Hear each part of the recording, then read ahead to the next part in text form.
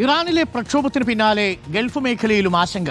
ഖത്തറിലെ സൈനിക താവളം വിട്ടുപോകാൻ ഉദ്യോഗസ്ഥർക്ക് അമേരിക്ക നിർദ്ദേശം നൽകിയെന്നാണ് റിപ്പോർട്ട്. US ഇടപെട്ടാൽ സൈനിക താവളങ്ങൾ ആക്രമിക്കുമെന്നും അയൽ രാജ്യങ്ങൾക്ക് ഇറാൻ മുന്നറിയിപ്പ് നൽകിയിട്ടുണ്ട്.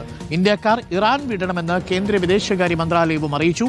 സായികുമാറുണ്ട്. സായികുമാർ, പശ്ചിമേഷ്യയിൽ ആശങ്ക കൂടുകയാണ്. ഇപ്പോൾ ഖത്തറിലടക്കം അമേരിക്കൻ സൈനിക താവളങ്ങളിൽ നിന്ന് അമേരിക്കൻ സൈനികരോട് പിന്മാറാൻ അമേരിക്ക ആവശ്യപ്പെട്ടിട്ടുണ്ട്.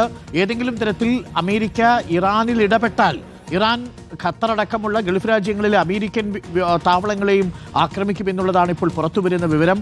ഗൾഫ് മേഖലയിലും പശ്ചിമേഷ്യയിലും ആശങ്ക വിതച്ചുകൊണ്ട് കാര്യങ്ങൾ സങ്കീർണമാവുകയാണോ സായി? തീർച്ചയായും ആശങ്കയുടെ മണിക്കൂറുകൾ തന്നെയാണ് ഡോക്ടർ അരുൺകുമാർ. ഇതിൽ സൈനിക താവളങ്ങളിൽ നിന്ന് അതിൽ ഏറ്റവും പ്രധാനം ഖത്തറിലെ സൈനിക താവളമാണ്. ഗൾഫ് മേഖലയിൽ തന്നെ ഏറ്റവും വലിയ സൈനിക താവളമാണ് അൽ ഉദൈദ. അവിടെ നിന്ന് സൈനികരോട് പിന്മാറാനാണ് ഇപ്പോൾ ആവശ്യപ്പെട്ടിരിക്കുന്നത്.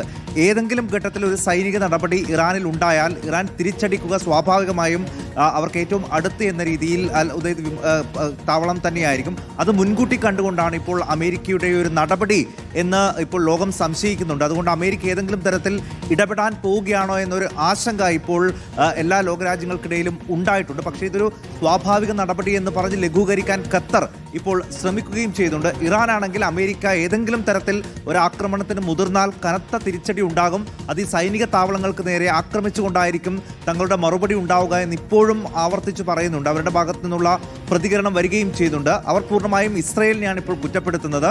ഇപ്പോൾ നടക്കുന്ന എല്ലാ സംഘർഷങ്ങൾക്ക് കാരണം ഇസ്രയേലാണ്. ഇറാനിൽ ഈ ഒരു കലുഷിതമായ അന്തരീക്ഷം ഉണ്ടാക്കുക എന്ന അമേരിക്കയുടെയും ഇസ്രയേലിൻ്റെയും തന്ത്രങ്ങളാണ് ഇപ്പോൾ നടക്കുന്നത് എന്ന് കാണുന്നു. എന്നാലും വിവിധ രാജ്യങ്ങൾ അവരുടെ പൗരന്മാരോട് എത്രയും വേഗം ഇറാൻ വിട്ടു പോകാൻ ആവശ്യപ്പെടുന്നുണ്ട്. ഇന്ത്യൻ വിദേശകാര്യ മന്ത്രാലയം കർശനമായി തന്നെ ഇറാനിൽ ജോലി ചെയ്യുന്നവർ, വിനോദസഞ്ചാരികൾ, വിദ്യാർത്ഥികൾ ഇവരോടൊക്കെ പരമാവധി വേഗം തിരിച്ചു വരാനുള്ള ഒരു നിർദ്ദേശമാണ് കൊടുത്തിട്ടുള്ളത്. ഇറാൻ വിദേശകാര്യമന്ത്രിയുമായി ഇന്ത്യൻ വിദേശകാര്യമന്ത്രി അല്പം മുമ്പ് സംസാരിക്കുകയും ചെയ്തിട്ടുണ്ട്. ഡോക്ടർ അരുൺ, ഓക്കെ, ഇപ്പോൾ ഗൾഫ് മേഖലയിലും ആശങ്കയാണ്.